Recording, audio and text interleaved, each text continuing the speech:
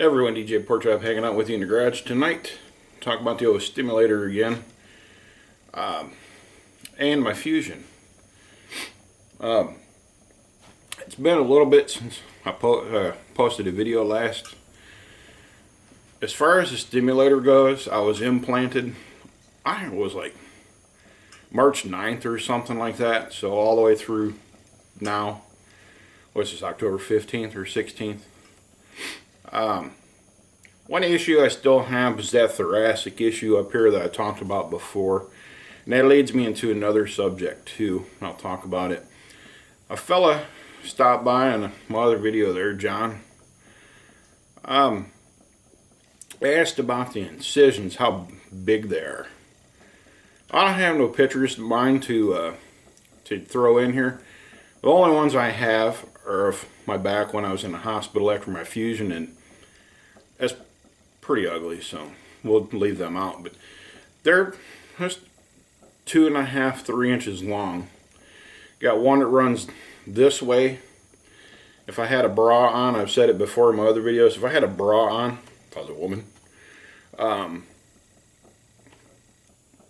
might cut that part out.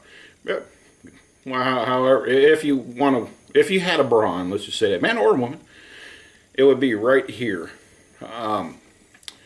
They cut them muscles open to put them paddles in or leads, and my doctor originally told me some people have issues, some don't. You know, I took it as it wasn't a very common side effect. But my phone, sorry about that. So all this time later, March all the way through October, I'm still having issues. No exercises are working. We're doing trigger point injections in the muscles. I get my last round next week. They're not working a bit. At times, the cramps get so bad, like with me sitting here right now. Like I said in my other video, I'll end up flat up against that wall with my back hole, and it'll get so bad I'll almost be gasping for air. Does that happen all the time? No, it doesn't get that bad all the time. But I was pretty unfit to begin with, and I'm a great big guy too. I tip the scales, we'll call it better than 375. I'm a pretty sizable fella.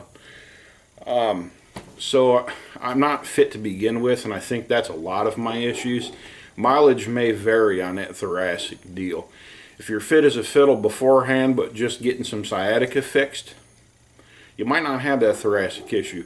Which brings me to my next point. Sciatica versus back pain. I don't know if my doctor's PA was quizzing me or what, but she asked if that Stimulator help my back pain. The short answer is no, not one bit. I don't know if she's expecting yes or what, but the answer is no.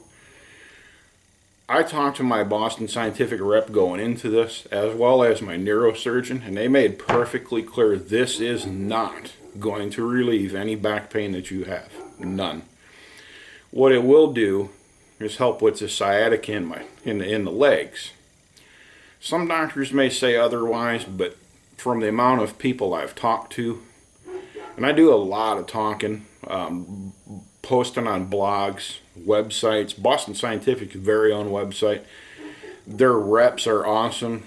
I've talked, almost probably to the point of annoying, but they've never let on to that fact. They're as cordial and very respectful and answer any questions. If you have any medical procedures coming up, I've had a couple. I call them like, hey, how's this going to affect my Stimulator? They're like, okay, there's a caution on this procedure. We need to do this, this, and that, or have your surgeon call, doctor call, whoever.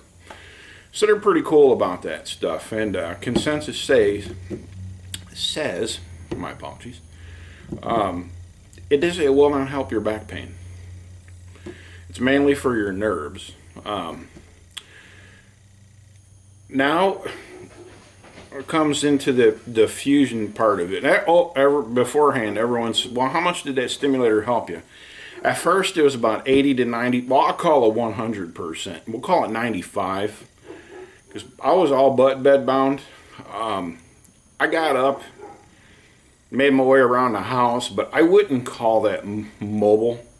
I couldn't go do nothing with. I couldn't even go to the grocery store with my wife. I could. I live in a very small town. Very small grocery store. It was like 5 aisles and a little bitty deli, like 5-6 feet long. Small hometown store. I couldn't even make it through that store. That's how bad it was. My 73-year-old dad come to visit me a few years ago prior to his passing. He's out there working on my lawnmower, and I'm laying on the couch in the house because I couldn't move. So I got the stimulator trial, and it was like 100% instant relief. I was up, Johnny on the spot, going, walk. I went right to Walmart and a local farm and tractor supply store here called Rural King. 2 hours walked 2 hours. That's pretty much 100% relief in my book. After I got my implant, well, I was doing really well, and I was told no long car rides for a while. We dipped down to Nashville, which is about, probably, depending on traffic and when you go, 3.5 hours from where I live, south. By the time we got there, we fiddled around in town for a little while. Legs felt fantastic, not an issue at all. Stimulator was working great. Got up the next morning, decided the wife and I were going to go take a trip through to Nashville's little zoo. It's a cool little zoo. I made it halfway through, and just like somebody flipped a switch off, the stimulator just stopped working completely. We ended up leaving there and ended up at a Music City Raceway, which is a drag strip on the side of a mountain, literally, pretty much. Which was a better time than all the touristy crap anyway, so. But who's counting?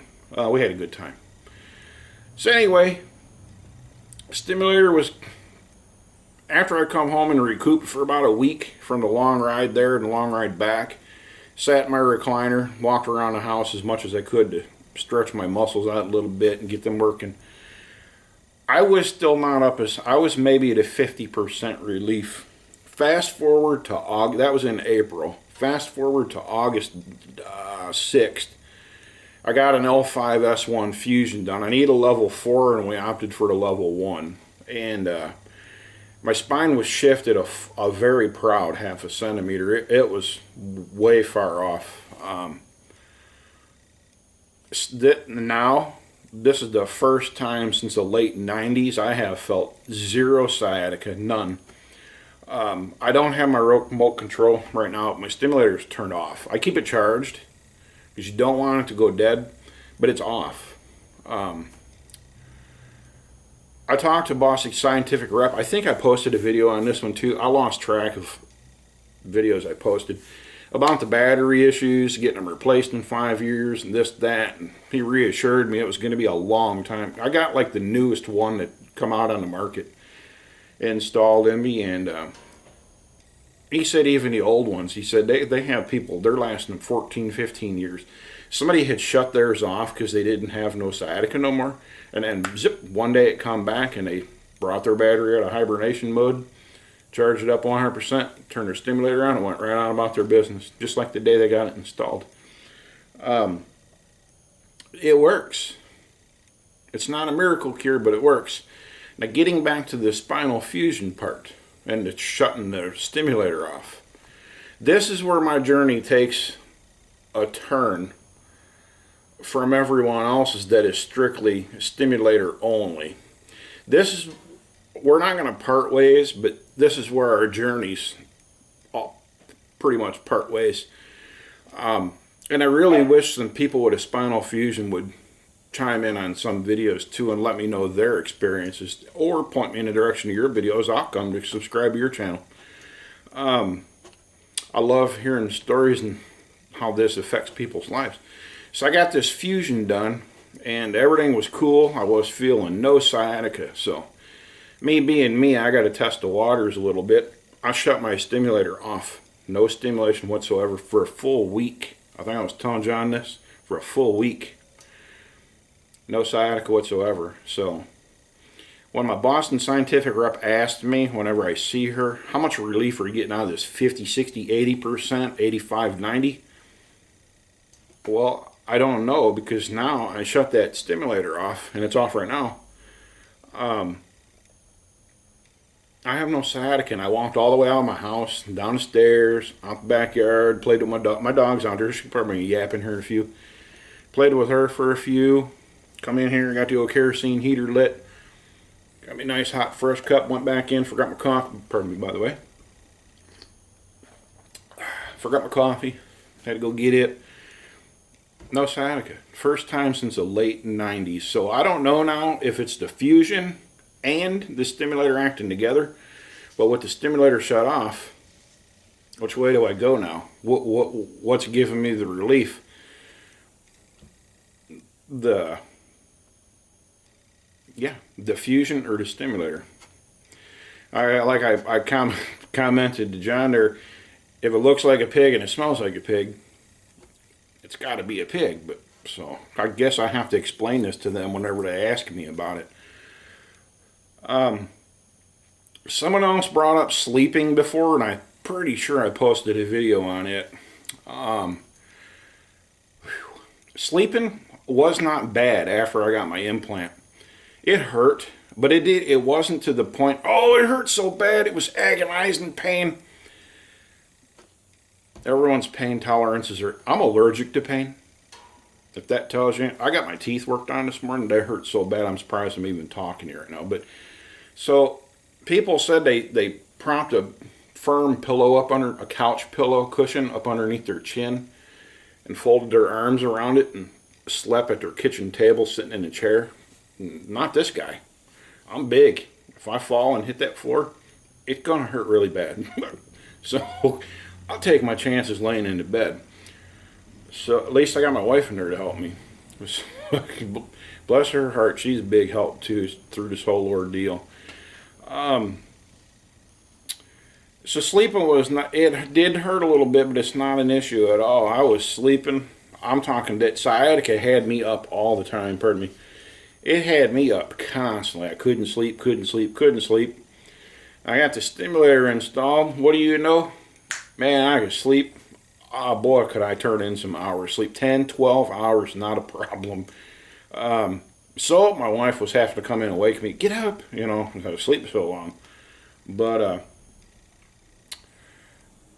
and fast forward back to August again. I got this fusion done. I no longer sleep. Sleep's overrated, they say. You'll get plenty of it when you're dead. The fusion has turned my life around so much so that it played a lot of psychological games on me, which could be an issue with the stimulator too. That's why they do that evaluation on you prior to, but they need to do one after to see if a person needs help too, and they don't. Another video on that one later probably. Remind me. All 6 of my viewers now. You say 5, not 6. So now sleep is a thing of the past. I will lay down and maybe get an hour and a half, 2 hours sleep, 3, 4 if I'm very tired. After that, I get up and I go sit in my recliner and I'll fall asleep and lay in there for, it varies, an hour or 2. I'll get up, go lay back in bed for another hour, come back, hit the couch, sitting up on the couch long ways, with a couch, one of them couch pillows. It's got like a captain seat with arms behind you, for a fuzzy thing. They're nice to have when you got this done. Sleep in there for an hour or 2, get back, come in bed again. That sounds like a lot when I say an hour or 2 here or there, and you keep adding it up now, and I'm over like 12 hours in this story. It's not, this is hours over days. There was like a 4-day stretch that I had turned in like 6, 7 hours of sleep. So the fusion was a godsend, and one way, if you want to see it that way. If you don't, that's fine too. I usually don't say things like that. Was not a miracle. Kind of was.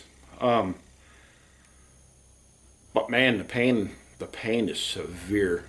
My back pain is severe. It's not going away. And I still got to get S2, 3, and 4 fused as well. So, yeah. Stimulator, going back to the person who asked how did I sleep, how was sleep possible. with the trial, it sucked because you got 2 wires hanging out of the middle of your back. You got an elastic band around your waist with a little battery pack hanging off. And you got to be real careful. Don't move because you can pull them leads and it hurts you bad. Trust me, I've been there. With the permanent one, not biggie. So that's the journey I'm heading down now. It's quite the journey. I hope I ain't parting ways with nobody. I really hope not. We all got our stories to tell, and none of them are going to be the same. I'm interested in everybody. If you got a stimulator, tell me what you think of it. Tell me what your experiences are. Maybe you don't know something, and I've been there before. Maybe you've been somewhere in your journey that I haven't been yet, and you're like, hey, you might want to watch out for this, or, something.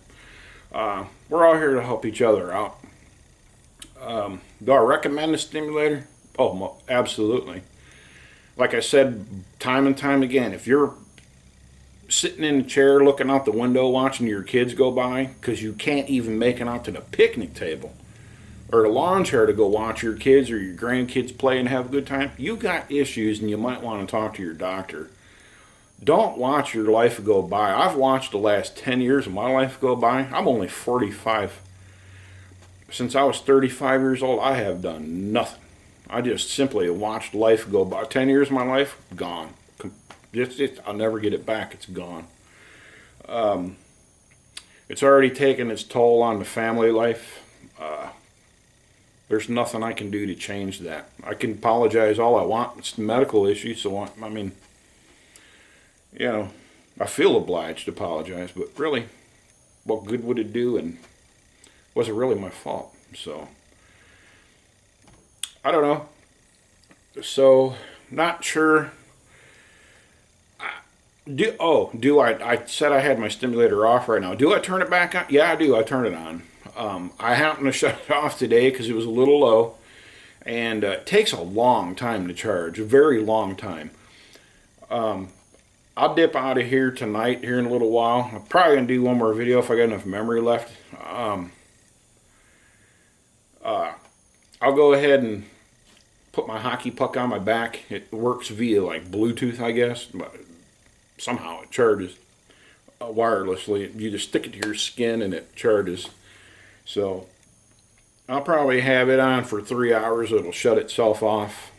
They didn't used to, and they will burn you. Oh, if you're new to getting an implant, people will tell you, don't sleep with that. Well, you probably don't want to anyway, but if you do, it will shut itself up. Mine does. Like I say, I got one of the newest ones to come out on the market, though. Mine shuts itself off. I talked to Boston Scientific about that. I said, hey, I heard this thing will burn me, man. I really, now I think about it, I'm not too keen on using something that could burn me. It gets warm, but that could burn me. And she's like, no, that don't happen no more. She said that we fixed that. It shuts itself off. She said when it does, she said, I highly recommend you just go ahead and put it up somewhere, let it cool down a little bit. And not that it's oh so burning hot once again, but they used to. Well, once it cools off for a little while, I'll throw it up on the chart. There's my dog.